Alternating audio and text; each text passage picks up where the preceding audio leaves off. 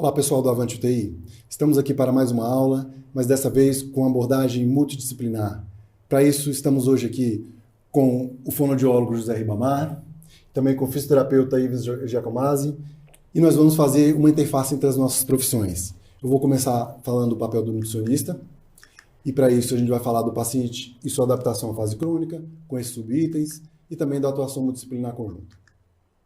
A gente tem que pensar o paciente crítico crônico como um paciente que ele vai ficar um bom tempo envolvido no processo de reabilitação, e para isso eu estabeleci aqui para vocês alguns pontos críticos, que seria a avaliação de prognóstico, o atingimento de metas nutricionais, contornos de decorrências, introdução da alimentação via oral, paliativação quando for o caso, e a reabilitação de longo prazo para esses pacientes que lhe cabem. O que a gente teria que avaliar pensando do aspecto nutricional?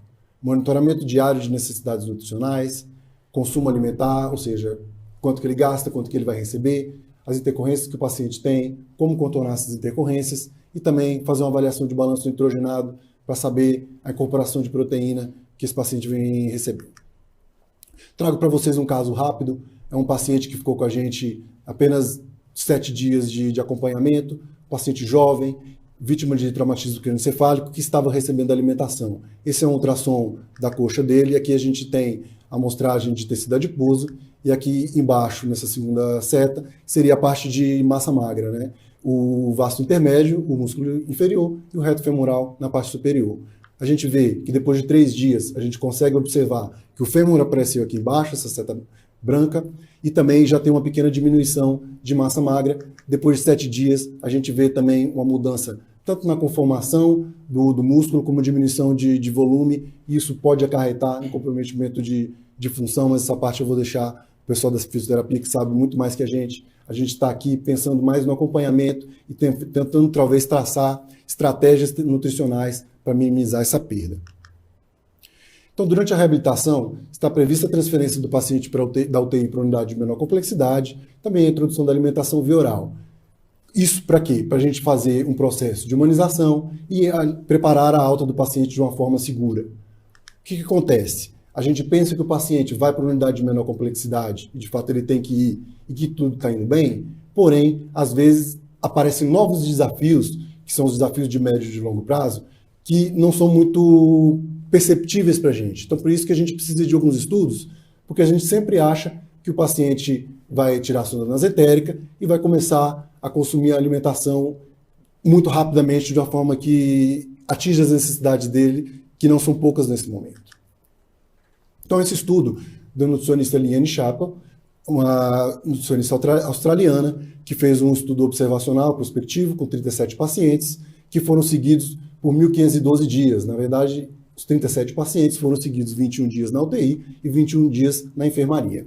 E eu trago aqui para vocês dados do consumo alimentar. Então, esse gráfico mostra que durante esse período de 42 dias, que são 21 dias na UTI e 21 dias na enfermaria, houve um déficit cumulativo de 18.000 calorias. A gente consegue ver, para essa primeira seta do zero, que essa é a necessidade do paciente. A primeira seta é o consumo energético na UTI, e a de baixo, a linha pontilhada, é o consumo energético na enfermaria. Então, o que esse gráfico mostra? Que o paciente tem um déficit energético na UTI, porém, na enfermaria, onde a gente achava que as coisas iriam automaticamente bem, porque o paciente está se recuperando, o déficit energético é ainda maior, por algumas razões que a enfermaria tem, que a gente vai tentar trabalhar hoje. O mesmo cenário a gente tem com déficit proteico. O paciente não passa a consumir mais proteína porque ele está indo para uma unidade de menor complexidade de forma automática. Ele pode vir até a se alimentar melhor, isso talvez demande uma ação conjunta de muitos profissionais, mas não é uma ação automática, e esse estudo está mostrando isso. O déficit energético foi quase 2 vezes maior em pacientes com nutrição oral exclusiva, então um déficit de 806 comparado com 445 calorias, e similar para proteínas. E a terapia nutricional ela foi interrompida principalmente por quê? Centro cirúrgico e questões dos pacientes. Aí o paciente, quando ele é estubado, ele está cada vez mais consciente, ele vai apresentando, às vezes, uma certa resistência, que faz parte do processo de reabilitação, mas aí entra também questões de inapetência, distensão abdominal, diarreia, vômitos e até questões da sarcopenia e da disfagia. Esse outro trabalho mostra uma interface diferente. Mostra pacientes que foram seguidos por até 6 meses, houve uma aplicação do formulário de qualidade de vida SF36, no terceiro mês e no sexto mês. O estudo mostrou que quando existe adequação nutricional, existe uma melhora de sobrevida. Só que esse estudo ele teve uma questão que não ficou bem clara. Por quê? Porque houve melhora da recuperação física em 3 meses, só que isso não repetiu depois de 6 meses. O que a gente tem que pensar aqui é que talvez os objetivos para 3 meses foram cumpridos, mas depois de 6 meses tem novos desafios e isso teria que ser implementado na reabilitação do paciente. Então a gente poderia talvez trabalhar outras metas aqui de médio e longo prazo. Mas o resultado mais importante que esse estudo traz é que com acréscimo de 20% na adequação nutricional, isso é revestido e melhora na avaliação física. Então a gente tem o cenário que o paciente ele vai evoluindo de uma forma pior quando ele tem déficit energético e proteico, porém, quando ele tem uma adequação nutricional, isso é revestido em benefício em termos de desfechos de qualidade de vida. Mas quanta proteína o paciente precisa para fazer um balanço nitrogenado positivo? O balanço nitrogenado positivo é isso aqui, é mais, pelo menos 4 gramas de nitrogênio por decilitro, ou então algo superior. Então não precisa ser positivo realmente para você chamar de balanço nitrogenado positivo. Vocês têm a fórmula do balanço nitrogenado aí embaixo. E esse gráfico aqui mostra justamente essa relação, que o paciente vai precisar aí de pelo menos 1,5 gramas de proteína, isso para essa população de 246 pacientes, com 1,5 gramas de proteína, apenas 38% dos pacientes fizeram um balanço nitrogenado positivo. E se você tem uma ingestão proteica de 2,5 gramas de proteína por quilo de peso, que isso não é nem preconizado pela maioria das diretrizes, você tem 75% desses pacientes só fazendo balanço nitrogenado positivo. Então, o cenário que a gente tem é quase nenhum paciente faz um balanço nitrogenado positivo com oferta menor que 1,5 gramas de proteína. E a gente sabe que para uma pessoa de, por exemplo, 100 quilos, como a gente tem cada vez mais pessoas de 100 quilos dentro das unidades de terapia intensiva, ele precisa consumir 150 gramas de proteína, o que, numa fase de reabilitação, é praticamente inviável. Então, a gente precisa de outras estratégias se a gente está pensando em fazer balanço nitrogenado positivo dentro da UTI. Esse estudo recente mostra justamente essa relação, que é o quê? Com a diminuição da mortalidade do paciente crítico, a gente tem o maior número de pessoas com comprometimentos crônicos, e isso não são tem apenas 3 meses, é mais que 3 meses, né, que extrapola a definição de crônico. Isso vai acarretar aumento dos custos de saúde, mas também maior necessidade de profissionais que trabalhem com essa reabilitação. E será que hoje a gente já tem esse número de profissionais para atender essa população que é crescente? Ou será que a gente já tem estratégias especializadas para tratar dessa população? É isso que a gente está começando a desenvolver, e isso que esse estudo traz. Ele traz algumas recomendações para essa fase, que seria a progressão gradual de calorias e proteínas na fase aguda, progressão para a meta plena na fase de convalescência e oferta de pelo menos 1,3 gramas de proteína por quilo de peso, monitoramento do fosfato sérico, aí pensando na síndrome de realimentação. Na fase de reabilitação, oferecer terapia nutricional hipercalórica, hiperproteica associada ao exercício, aí a gente vai falar também junto com o Ives na parte da fisioterapia, a gente tem que estar junto nessa reabilitação. Também aí fazendo uma pequena interface com a fonoaudiologia, que após a alta, a retirada da sonda nasentérica é a hora que é mais difícil do paciente se alimentar e é a hora que ele precisa de mais proteínas. E a gente sabe, todo mundo já comeu, quer dizer, algumas pessoas não comeram um bife, a gente tem a população crescente também de pessoas vegetarianas, mas a gente sabe da dificuldade que é de mastigar um bife e da dificuldade que é de mastigar uma banana em termos de trabalho da musculatura dessa área.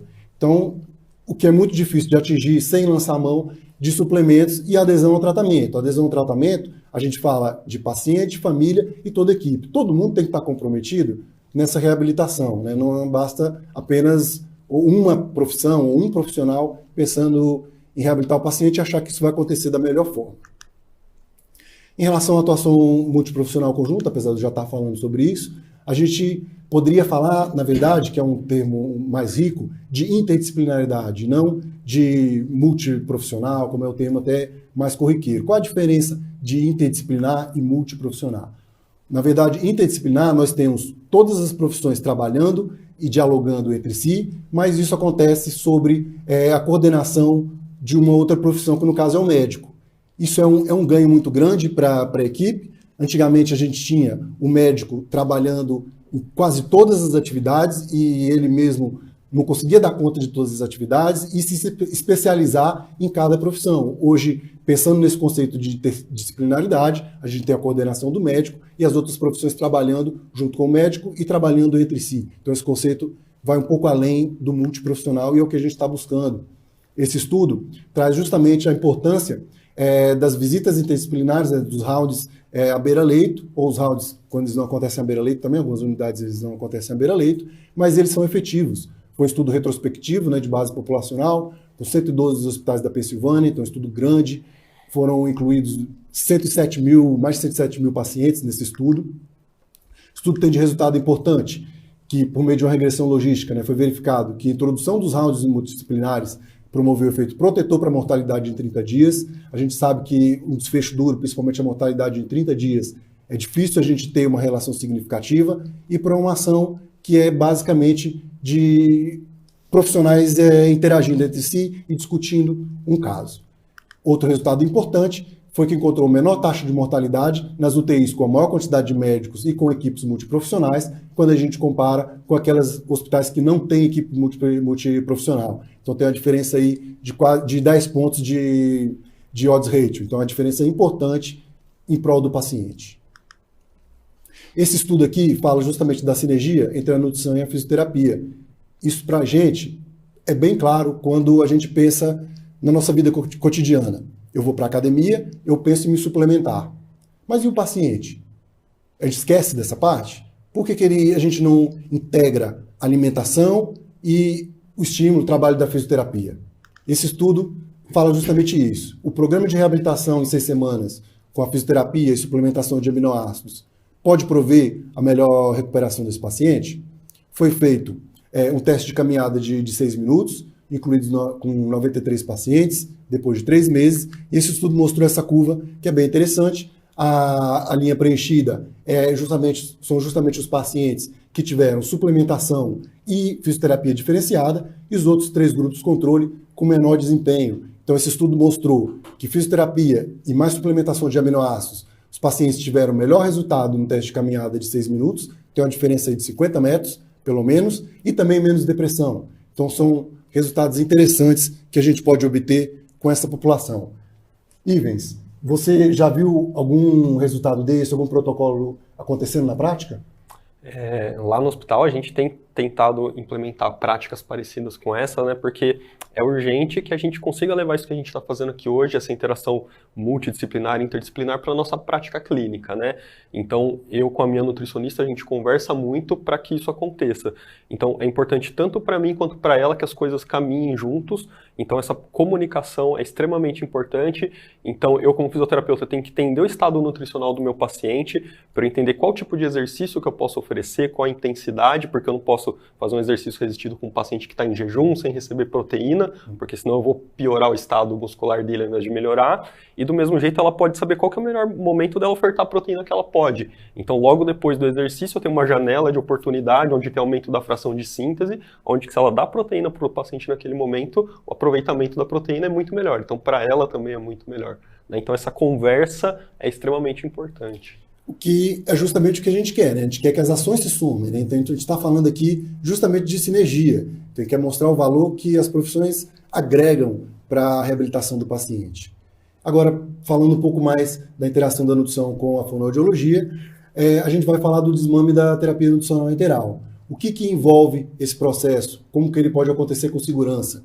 Bom, o que eu trago em relação ao envolvimento desse processo aí? Trago algumas questões. A gente tem que pensar sempre se existe segurança das vias aéreas para o paciente receber algum alimento por via oral. Aí, mais uma parte que a fonoaudiologia cuida, uma parte relacionada mais com a nutrição. O paciente consegue manter ao menos 65% das suas necessidades com a alimentação via oral. A gente tem que pensar em humanizar, mas o humanizar vai também em oferecer ao paciente o que ele precisa. Humanizar não é só trazer uma iatrogenia que pode parecer bonita ali no momento, Então, se foi feito o monitoramento da aceitação do paciente por um período suficiente, a gente viu só uma alimentação, a próxima alimentação rapidinha, ou a gente acompanhou aí pelo menos um dia, 1 ou 2 dias do paciente se alimentando com as vias concomitantes. O estado nutricional do paciente é bom, então isso propiciaria um desmame mais veloz se o paciente não é desnutrido, ou se ele já está em franca recuperação, ou se o paciente está totalmente desabilitado, e aí a gente tem que pensar em oferecer as necessidades também com mais segurança. E a gente pode também pensar do tempo de ventilação mecânica. O tempo de ventilação mecânica foi longo, foi observado o nível de consciência do paciente, risco de delírio e disfagia pós-intubação, são aspectos importantes para a gente pensar. Todas essas questões fazem a gente pensar que a gente precisa de protocolos clínicos e atuação multiprofissional. Só o nutricionista, só o fonoaudiólogo, só o médico, só a enfermagem que está na beira-leito, vou botar até o fisioterapeuta também aqui, sozinho, a gente não vai conseguir, né? Então a gente tem que pensar em somar forças, né? Então, o protocolo de desmame de terapia nutricional e introdução da via oral vai falar justamente isso. Eu peguei algumas profissões que têm mais importância para falar as competências na equipe médica, fonoaudiólogo e nutricionista. Um fluxo seria o desmame realizado em consenso com a equipe, avaliando a função gastrointestinal, segurança alimentar e as necessidades nutricionais do paciente. O desmame é contraindicado no caso de disfagia orofaríngea moderada e grave, em pacientes com risco de penetração ou aspiração laringotraqueal, e a gente vai iniciar o desmame na presença de deglutição efetiva, segura, e quando o paciente atinge de 60% a 75% das necessidades. Quando a gente tem esses fatores, a gente tem mais chance de sucesso no desmame da nutrição enteral. Ninguém quer que o paciente fique de nutrição enteral para sempre, mas também a gente não quer que o paciente comece um processo de desnutrição ou ele dificulte a reabilitação dele só porque a gente acha que é melhor que o paciente fique sem sonda. Então, todo mundo quer que o paciente desmame a terapia nutricional enteral, mas observando vários aspectos interdisciplinares. Então, o fonoaudiólogo, nesse caso, avalia a fisiologia das fases de deglutição para determinar a possibilidade de riscos da utilização da via oral alimentar e sugere a consistência da dieta por via oral. Esse é um exemplo de protocolo, tá? Tem protocolos que vão ter atuação um pouco diferente. O nutricionista avalia a aceitação da alimentação via oral, necessidades nutricionais, considera o uso de suplementos e complementos alimentares. O médico solicita a suspensão da TNF, tira a sonda, mediante avaliação do fonoaudiólogo e do nutricionista, e quando a ingestão via oral é maior que 60% das necessidades energéticas e proteicas por 3 dias consecutivos, isso pensando no paciente que está mais debilitado e não naquele paciente que já está em franca reabilitação, quando a gente pode ter um processo mais otimizado. Esse é um exemplo de protocolo que eu trouxe para vocês, ele está disponível aí online, a gente não tem tempo de ficar falando de cada etapa aqui. Trago minhas considerações finais, que seria a perda de massa magra ocorre rápido na UTI e repercute prolongadamente na funcionalidade. Estratégias conjuntas entre a equipe médica, nutrição, fisioterapia também podem somar nesse processo de reabilitação. A gente inclui também a fonoaudiologia aí, porque eu estou falando no próximo ponto. Mas a introdução alimentar por via oral em pacientes críticos é complexa, pode ser otimizada por meio de protocolos interdisciplinares, e aí o fonoaudiólogo tem um papel muito importante. Na UTI, enfermaria, transmissão do cuidado e planejamento multiprofissional do tratamento são essenciais para a reabilitação e influencia na alta hospitalar segura, que é o que a gente quer. Eu agradeço muito a participação de vocês. Passo agora para o José Ribamar, mas antes eu queria saber se ele tem alguma experiência com esses protocolos de desmame. Sim. Hoje já é uma realidade a gente trabalhar com esses protocolos de desmame de nutrição enteral, principalmente pensando na segurança do paciente, no desfecho clínico e, inclusive, no follow-up desse paciente pós-saída da UTI. O que é super importante a gente entender é que o que vai condizer para uma melhor programação para o desmame da terapia nutricional é realmente em relação à segurança da biomecânica, o quanto ele se alimenta, o quanto ele tem uma deglutição segura e, além disso, o quanto ele ingere, o quanto o consumo proteico e calórico é suficiente para manter esse paciente de uma forma cada vez mais equilibrada. Só que não adianta a gente ter tudo isso sem que aquele alimento que seja oferecido para o paciente seja um alimento mais palatável, um alimento onde traga um sentido daquela alimentação para o paciente. Porque às vezes coloca tudo no liquidificador, bate da forma mais rápida e mais fácil possível e a gente diz, o paciente não se alimentou menos 60%. Mas será que aquela alimentação era viável, era boa, e fazia com que ele tivesse atração para comer? Então são coisas que também a gente tem que ter um olhar diferenciado.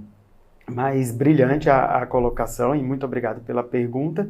E a gente vai introduzir isso mais dentro também da minha fala agora em relação à intervenção fonoaudiológica no paciente crítico, obviamente dentro da unidade de terapia intensiva, numa abordagem mais global e realmente interdisciplinar, como o Dr. Guilherme falou super bem. Então, o que é que a gente tem que pensar nesses protocolos de terapia nutricional e nesse desmame cada vez mais em relação à disfagia? A gente tem uma quantidade de doenças e comorbidades que interferem diretamente em relação à biomecânica da deglutição. Então, se a gente pensar que é tudo uma ação aferente, a gente tem tanto desde do TCE, do próprio AVC, o delírio, os pacientes que têm droga vasoativa ou até mesmo consumo a polifarmácia dentro da UTI, os pacientes que têm alterações respiratórias importantes causadas pelo uso prolongado do tubo. Então, a gente tem uma série de possibilidades que podem tanto interferir na parte sensorial, tanto interferir na parte da organização, de como aquela mecânica ela vai se dar, e até mesmo da habilidade motora em realizar cada funcionalidade e cada habilidade que o indivíduo ele possa vir a ter, desde pegar o alimento até a boca e levar até o estômago. Então, a gente tem N possibilidades, inclusive o refluxo gastroesofágico é uma doença onde pode interferir e muitas vezes interfere quase 80% dos pacientes em relação à sensibilidade e alterações dessa mecânica esofagiana, e que isso pode interferir nas fases consequentes da deglutição. Então, se a gente for pensar em tantas possibilidades, em tantas alterações, e que essas alterações elas têm um dano, ela vai direto para o tronco cerebral, né, e assim as aferências para o córtex é distribuída para todos os pares cranianos que são responsáveis para garantir a segurança, a gente tem que cada vez mais pensar que o desmame acontece principalmente quando esse paciente tem uma melhor segurança e uma maior segurança para se alimentar. Então, se a gente for pensar, hoje 47% dos pacientes hospitalizados e que são frágeis, muitas vezes dentro da unidade de terapia intensiva, eles podem desenvolver um quadro de disfagia. Mais de 50% dos pacientes que são acometidos por AVC, dependendo, obviamente, da área de acometimento, ele pode também desenvolver uma alteração da deglutição, e 62%, mais ou menos, dos pacientes que têm uma intubação prolongada podem desenvolver uma alteração da deglutição de acordo com o seu tempo dentro da unidade de terapia intensiva, e a gente sabe que o grande dano e o maior dano em relação a isso são as possibilidades de pneumonia aspirativa e até mesmo aí, em casos mais graves, a morte desse paciente por uma broncoaspiração, enfim. Então, se a gente for pensar no próprio paciente intubado, que é hoje o nosso grande público dentro da unidade de terapia intensiva, pensando em pacientes mais críticos, então a gente tem cada vez mais o aparecimento da disfagia com o tempo de intubação, sendo aí variáveis conjuntas em relação aos grandes trabalhos científicos. Então a gente tem, quanto maior tempo de intubação, maior possibilidade do paciente aspirar, maior possibilidade do paciente penetrar. Então, se a gente for observar aí na tabela, na figura, mais que 24 horas de intubação, os pacientes apresentam muito maiores índices de aspiração do que pacientes que são intubados por menos tempo. Então, a gente sabe que a intubação ela pode realmente levar a um agravo dessa biomecânica da deglutição e assim interferir, inclusive, no nosso planejamento interdisciplinar em relação à terapia nutricional ou até mesmo ao desmame dessa terapia. Então, se a gente for observar, nós podemos ter tanto alterações de cunho faríngeo e até mesmo alterações laríngeas, quando esses pacientes eles são submetidos à intubação prolongada, desde uma estase, que é a permeação do alimento na orofaringe completa, ou até mesmo essa estase pode ser em cavidade oral por uma alteração de sensibilidade, enfim. Na segunda figura, a gente observa os pacientes que têm um acúmulo muito maior e a chance da penetração e aspiração ela é muito maior e mais grave. E na terceira figura, a gente observa a penetração e aspiração desse alimento pela imagem de videofluoroscopia, quando esse paciente está sendo submetido ao exame diagnóstico aí, para também acrescentar no nosso avaliação clínica esse dado.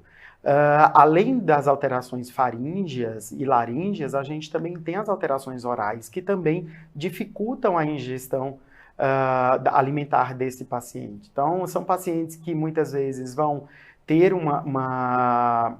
não vão ter um acesso muito bom pela boca para certos tipos de sabores, então o sabor cítrico pode ser um problema, algumas consistências que têm uma adesão muito melhor na mucosa, maior na mucosa, pode também ser um problema, e a gente sabe que também, além da alimentação, a comunicação interfere, pode ser interferida em relação a essas alterações orais que a gente encontra. Então, a gente tem um agravo aí de sistemas, né? Tanto da deglutição, quanto da mastigação, quanto até mesmo da comunicação por um todo.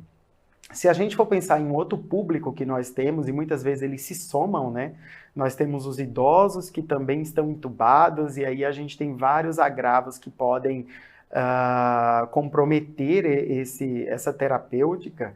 A gente observa que a disfagia, ela realmente é um sintoma de uma doença de base que tem grande importância em relação ao quanto ao desfecho clínico que esse paciente vai ter com o tratamento.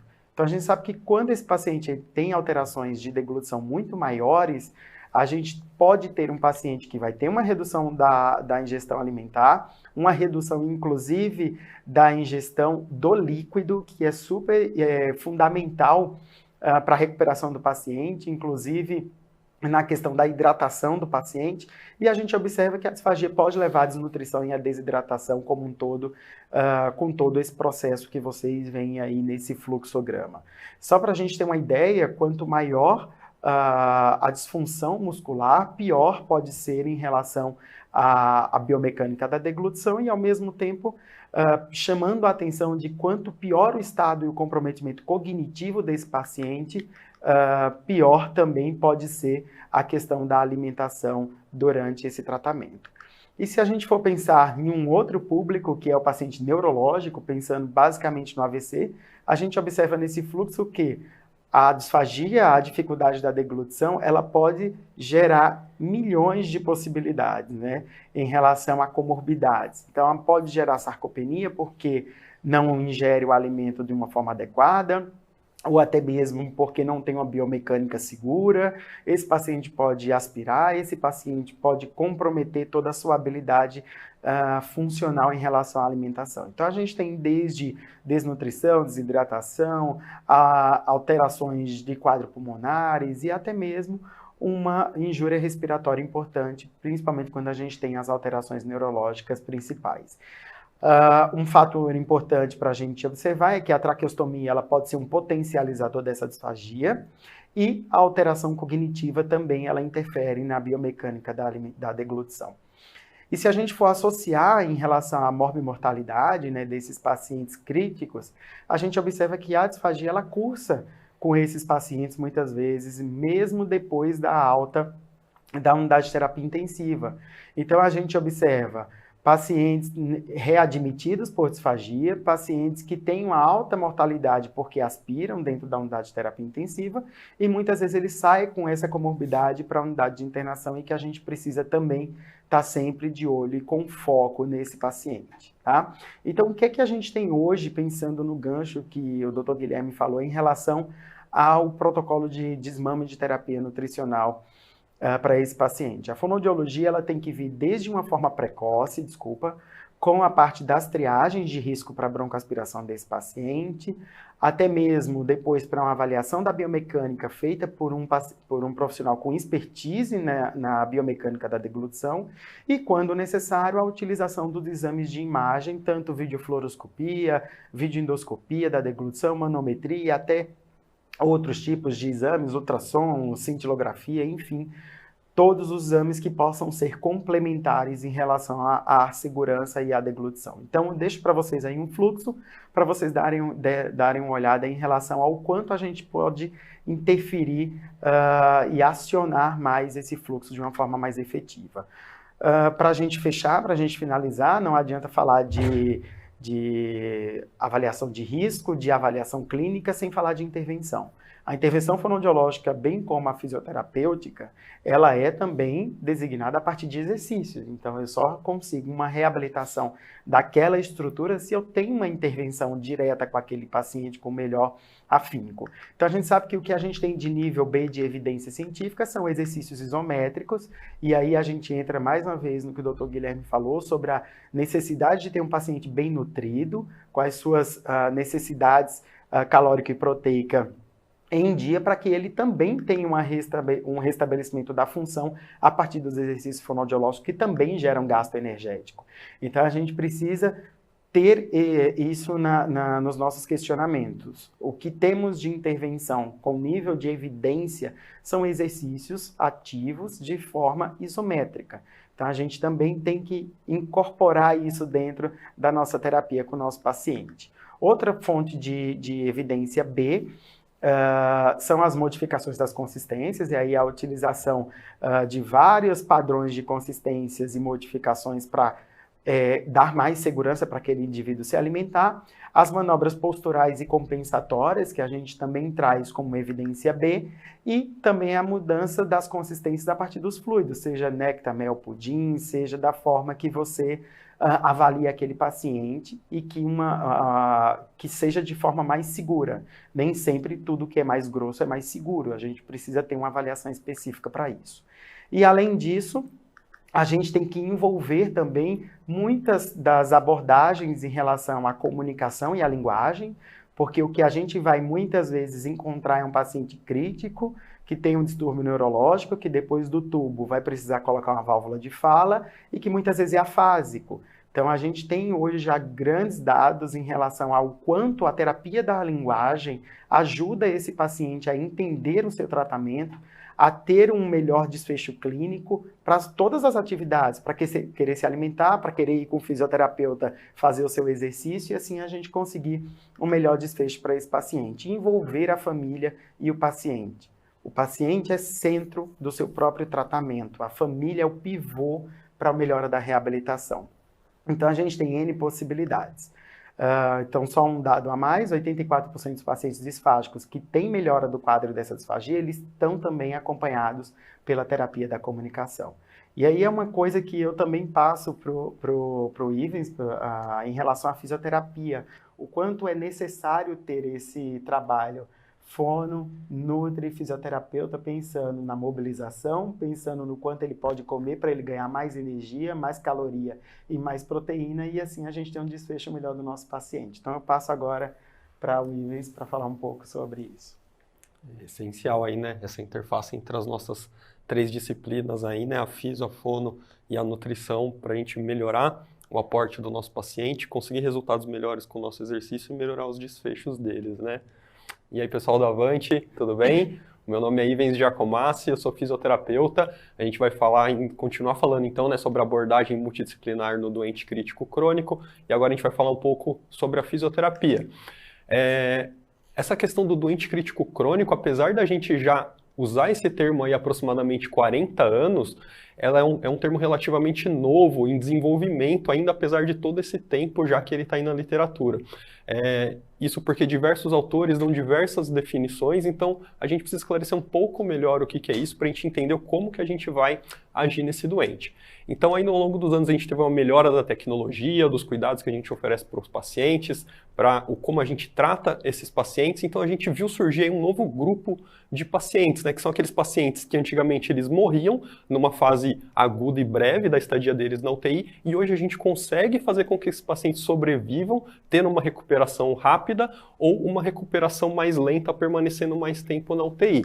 Porém, isso requer o uso extremo dos nossos recursos, isso vai levar um ônus tanto para o indivíduo, para a família e para a sociedade, e vai ser uma causa considerável de sofrimento tanto para o paciente quanto para a família, porque a gente vai ter um doente aí com uma internação prolongada, recebendo aí suporte de vida de maneira prolongada, então isso também é uma causa de sofrimento para os nossos pacientes e para a nossa família. Então, durante a internação na UTI, a gente pode ter 3 resultados. Uma recuperação, que pode ser completa ou incompleta, a gente pode ter a morte durante a fase aguda da doença, ou a gente pode ter a progressão para uma doença crítica crônica. E aí, quando a gente fala em doente crítico crônico, essa parte do crônico pode compreender diversos aspectos, então a gente consegue distinguir pelo menos 5 conceitos hoje. A doença crítica persistente, a doença crítica crônica, os pacientes clinicamente complexos, as doenças com longo tempo de recuperação intrínseca, o desmame prolongado e simplesmente o tempo prolongado de internação na UTI. A gente não tem tempo para discutir esses 5 aspectos aqui diferentes, mas a gente consegue distinguir esses 5 conceitos dentro do doente crítico crônico. Definição. A gente tem 2 principais definições de doente crítico crônico. Uma é do Research Triangle Institute, que é aquele paciente que ficou pelo menos 8 dias na UTI e ele tem pelo menos mais uma de 5 condições clínicas que a gente pode eleger no paciente. Então, ventilação mecânica aguda prolongada por pelo menos mais de 96 horas, presença de traqueostomia, sepse e outras infecções graves, feridas graves e a falência de múltiplos órgãos, AVC isquêmico, hemorragia intracerebral ou o TCE. Então, pela definição do RTI, ele tem que ter ficado pelo menos 8 dias na UTI e ter pelo menos um desses 5 critérios clínicos.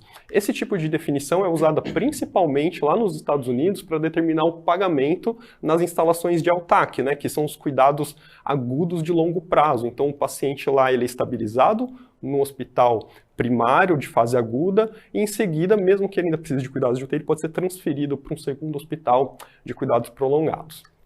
E uma definição que a gente também tem, que é a do Nelson de 2010, que é uma definição mais clínica, mais prática para a gente na UTI, onde o doente crítico crônico é aquele paciente que passou por uma doença crítica aguda, né, precedente, ele passou por ventilação mecânica prolongada, pode ter fraqueza adquirida na UTI, disfunção neuroendócrina, né, ele perde a secreção pulsátil dos hormônios da hipófise, ele pode estar com a nasarca presente, desnutrição, mais vulnerável à infecção, lesões na pele devido a diversos fatores. Então, o paciente doente crítico crônico que a gente enxerga hoje seria um paciente com algumas dessas características, às vezes pode ter presente todas as características, às vezes algumas delas.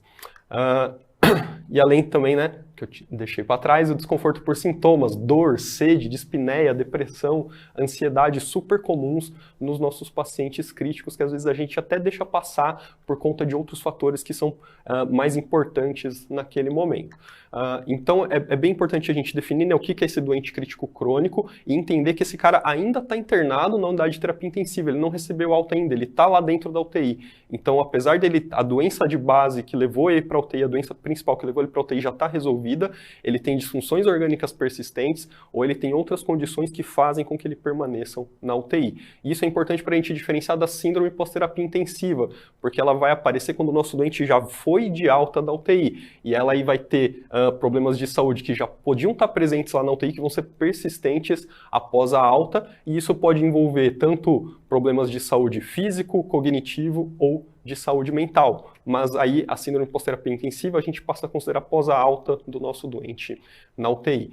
E isso é importante para a gente diferenciar esses conceitos, principalmente, por exemplo, a gente da fisioterapia, porque a literatura não é tão extensa, é até um pouco escassa, a gente não tem trabalhos específicos, por exemplo, para doentes críticos crônicos, então para a gente tentar entender melhor o que realmente a gente está fazendo e para quem.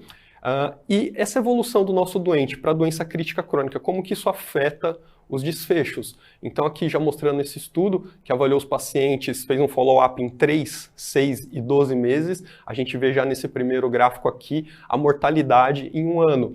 Então aquela curva ali pontilhada são os pacientes de recuperação rápida, então mortalidade ali menos de 10% no primeiro ano depois da internação na UTI, enquanto a gente olha ali a segunda curva com a linha cheia, que são os pacientes que desenvolveram doença crítica crônica, e aí com mortalidade alcançando aí quase 50% em um ano. Então o paciente crítico crônico ele tem uma chance de morrer muito maior do que o paciente que tem uma recuperação rápida, que não evolui, né, para esse doente com doença crítica crônica. Quando a gente olha ali para o ECOG desses pacientes, que é um score de performance, né, que o 0 é aquele paciente que não tem problema nenhum, consegue fazer qualquer tipo de atividade, e com a pontuação 5 é a morte, então a gente vê esse score variando de 0 a 5, a gente vê que os pacientes de recuperação rápida, que é aquela linha pontilhada, que está em torno de 1,5 no ECOG, são pacientes que são sintomáticos, mas só têm problemas para fazer atividades de alta intensidade. Então, assim, eles conseguem fazer a maioria das atividades dele do dia a dia sem nenhum problema, de maneira independente. Enquanto o doente crítico crônico, aquela linha cheia está com ECOG em torno de 3,5. Esse cara com ECOG de 3,5 é aquele cara que ele passa mais que 50% do tempo dele no leito e para a maioria das atividades de vida diária ele vai precisar de ajuda. Então, são performances totalmente diferentes, né, para atividades de vida diária, são atividades bem simples do nosso dia a dia. Além disso, nesse trabalho, eles viram a qualidade de vida aí com o SF36 e com o EQ5D, e também viram aí a funcionalidade, né, a performance com o SPPB, e para todos esses critérios, o doente crítico crônico teve um pior desempenho do que aquele doente de recuperação rápida. Então, o paciente evoluir para uma doença crítica crônica realmente vai afetar a mortalidade dele, vai afetar a performance, funcionalidade, independência e a qualidade de vida dele. Para a gente trabalhar isso, o que a gente tem pensado? A gente tem que evitar, então, que esse doente evolua para uma doença crítica crônica. A melhor forma da gente fazer isso hoje é a implementação dos protocolos e bundles. O mais utilizado na UTI hoje é o ABCDE, né, onde a gente vai avaliar a dor, vai fazer despertar diário, teste de respiração espontânea, escolher o melhor tipo de sedação, avaliar o delírio, evitar, tratar esse delírio, chegando lá no E, que é o exercício, que é a fisioterapia, né, a terapia ocupacional. Então, a gente tenta evitar com que o nosso paciente evolua para um doente crítico crônico. Hoje esse bundle tem evoluído, então a gente tem ido aí para o F, né, que é a gente engajar a família, colocar a família dentro do tratamento junto, passando aí pelo G, né, da boa nutrição. Então é fundamental que o nosso paciente tenha com uma nutrição adequada, com a meta calórica, com uma meta proteica e a humanização, né, que é essencial para qualquer ser humano. Então, como eu disse, quando a gente olha para a literatura, então assim, ontem eu entrei na PubMed, coloquei lá doente crítico crônico e fisioterapia e simplesmente a gente não acha nenhum trabalho, porque ainda é um termo, é um nicho de paciente ainda em desenvolvimento, que a gente está entendendo esses caras, então a gente ainda não tem trabalhos específicos para esses pacientes. Então, o primeiro ponto é a gente tentar evitar que os nossos pacientes sejam doentes críticos crônicos. E aí a gente tem meta-análises mostrando que a fisioterapia realizada de maneira precoce na UTI consegue lá melhorar a capacidade física do nosso doente, melhorar a qualidade de vida, uma melhor força muscular respiratória, diminui o tempo de ventilação e diminui o tempo de internação tanto na UTI quanto no hospital. Então, se eu tenho um doente que tem uma melhor capacidade física, uma melhor força respiratória, isso vai levar ele a ficar menos tempo na ventilação. Então, se meu paciente fica menos tempo na ventilação, ele começa a fugir daquela categorização do doente crítico crônico. Se ele já está com uma melhor qualidade de vida, a gente já vai fugir daquele gráfico que a gente viu com os doentes evoluindo com uma pior qualidade de vida e ele ficando menos tempo internado, ele acaba fugindo também, né, da definição de doente crítico crônico. Sem contar que o paciente que fica menos tempo em ventilação, como o Ribamar falou, ele é um doente que ele vai ter uma melhor qualidade, né, da sua deglutição, vai fazer uma reabilitação fonoaudiológica muito mais rápido, evoluir de uma nutrição com sonda para uma nutrição por via oral de uma maneira muito mais rápida e aí os fatores vão se somando. A gente tem essa outra meta-análise aqui mais recente, agora do meio de 2019, mostrando que quando a gente faz a mobilização precoce, a fisioterapia precoce nos nossos doentes lá na UTI, a gente previne a fraqueza adquirida na UTI, que é um dos fatores da doença crítica crônica, diminui o tempo de internação na UTI e no hospital, melhora a força, melhora a funcionalidade. A gente viu, né, os nossos doentes críticos crônicos com pior ECOG, lá naquele trabalho anterior, e a gente diminui complicações importantes, como eventos tromboembólicos, pneumonia associada à ventilação e a lesão por pressão. Então, meu paciente que não tem pneumonia associada à ventilação, ele tem um tempo de ventilação mecânica menor, menos uso de antibiótico, ele vai ficar menos tempo entubado, então é aquele paciente que vai sair do tubo mais rápido, vai ter uma deglutição mais fácil, evoluir a sua aceitação por via oral mais facilmente. A gente viu que a lesão por pressão, né, as feridas graves estão relacionadas ao doente crítico crônico, então se eu mobilizo esse doente, se ele sai da cama, ele faz menos lesão de pele, ele evita o estigma do doente crítico crônico. Dentro de o que a gente pode fazer, ou como a fisioterapia tem atuado nisso, a gente tem esse trabalho aqui do Stefano Nava no ano passado, onde eles fizeram uma análise retrospectiva da população da UTI deles, mostrando qual que era a relação da fisioterapia com o desmame prolongado da ventilação mecânica. Então, essa unidade do Stefano é uma unidade de desmame, né, uma unidade respiratória lá na Europa, onde os pacientes que estão em ventilação mecânica prolongada acabam indo para essa unidade para fazer esse desmame, e muitos desses pacientes em ventilação mecânica prolongada se encaixam naqueles critérios de doente crítico crônico. Com o passar do tempo, os cuidados de fisioterapia nessa unidade foram aumentando, o número da equipe de fisioterapia foi aumentando, então eles quiseram ver como que isso interferiu no desmame dos pacientes. Então eles tinham lá um programa de mobilização dividido em 4 níveis, onde aumentando a intensidade e o nível da mobilização, né? No primeiro nível o paciente só senta à beira-leito, faz ciclo ergômetro no próprio leito, depois ele evolui para sentar na poltrona, ficar de pé, no terceiro nível faz uma transferência ativa, deambulação com assistência, até chegar na deambulação independente. E aí o que eles viram? Que os indivíduos que alcançavam mais etapas, ou seja, quanto mais longe no protocolo esses pacientes conseguiam chegar, eles tinham maior sucesso no desmame. Então, quanto melhor a funcionalidade desse paciente, mais fácil era realizar o desmame desses pacientes. E que aqueles pacientes que chegavam pelo menos ali no segundo nível do protocolo de fisioterapia era o principal fator preditivo do sucesso no desmame. Então, aquele paciente que consegue sair do leito, que já consegue ficar de pé, que consegue fazer uma transferência com a ativa ou ativa assistida, é um fator preditivo de sucesso nesse desmame. E aí a gente tem aqui um outro trabalho um pouquinho diferente, que é um trabalho que avaliou 3 grupos de pacientes. Um grupo de pacientes que faziam os cuidados habituais, um grupo que fazia o treino com ciclo ergômetro e outro que fazia o treino resistido, com pacientes que tinham fraqueza adquirida na UTI, numa fase de reabilitação, porém ainda internados. Então, esses pacientes também atingiam os critérios ali, muitos deles de pacientes críticos crônicos, porém sem a presença da ventilação mecânica, tá? Então, o que eles viram? Que adicionar o ciclo ergômetro ou treino resistido aos cuidados habituais melhorava a força dos membros inferiores, a capacidade de deambulação e a aptidão cardiorrespiratória desses pacientes.